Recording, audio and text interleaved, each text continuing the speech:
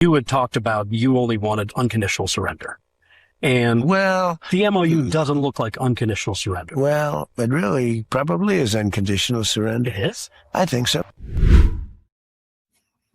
I mean, is this a rational thinker to say something like those 14 points is even remotely unconditional? So it's unconditional surrender on our side, not on theirs.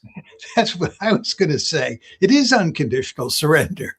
He wasn't telling a lie, at least in that clip that I saw. He was admitting that we basically caved on every point. And as I said to you a few minutes ago, we had no choice here. It's just very important to understand that. There are all sorts of people who are unhappy with the deal. Obviously, the Israelis and their supporters and the superhawks in this country. But the question you want to ask them is, what's the alternative here? Go back to bombing? Are you serious? That's not possible. Maintain the status quo? No. Trump understood that. He understood that if he didn't shut this down immediately, we would face an economic catastrophe. Those are his words. The last American president to sign a major geopolitical agreement, you know where I'm going, in the Palace of Versailles was Woodrow Wilson, ending World War I. One of the most catastrophic agreements in modern history because it brought us to World War II and all the horrible things that spawned.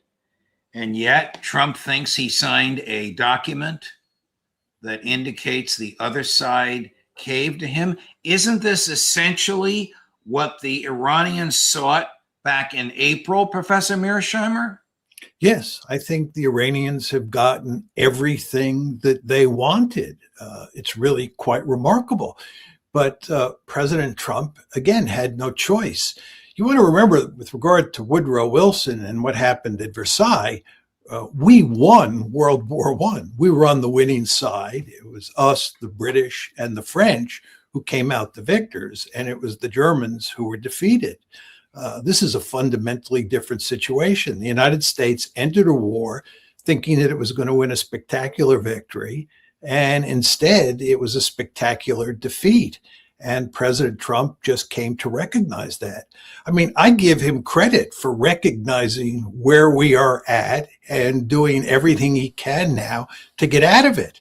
And you have this really amazing situation where the administration, and here we're talking mainly about Trump and Vice President Vance, are really lowering the boom on the Israelis. They're playing hardball with the Israelis in ways that I never imagined would be possible, at least in my lifetime.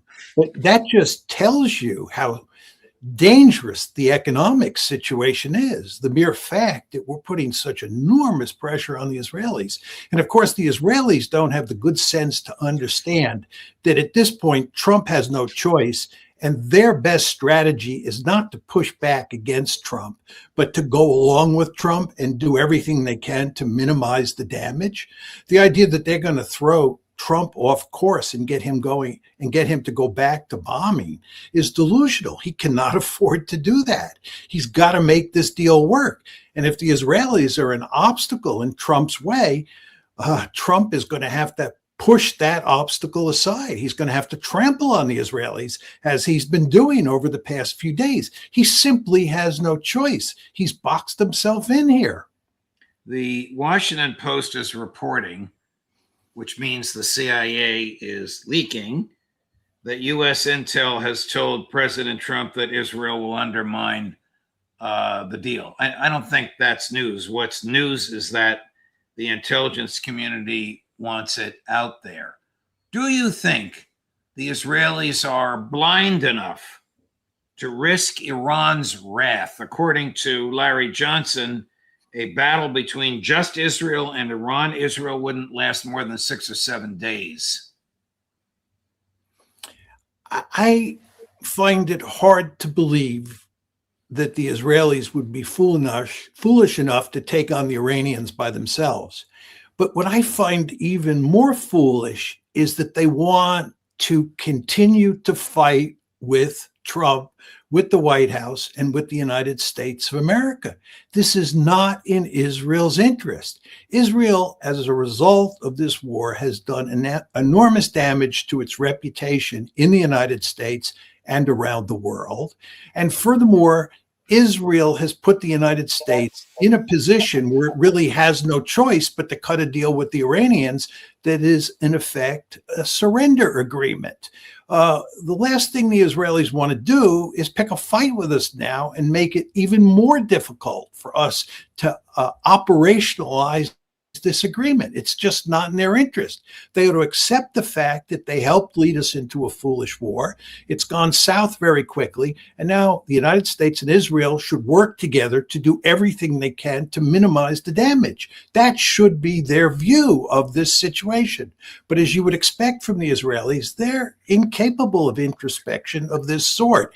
And instead, what they want to do is pick a fight with the Trump administration, which is just going to make, from their point of view, a bad situation worse.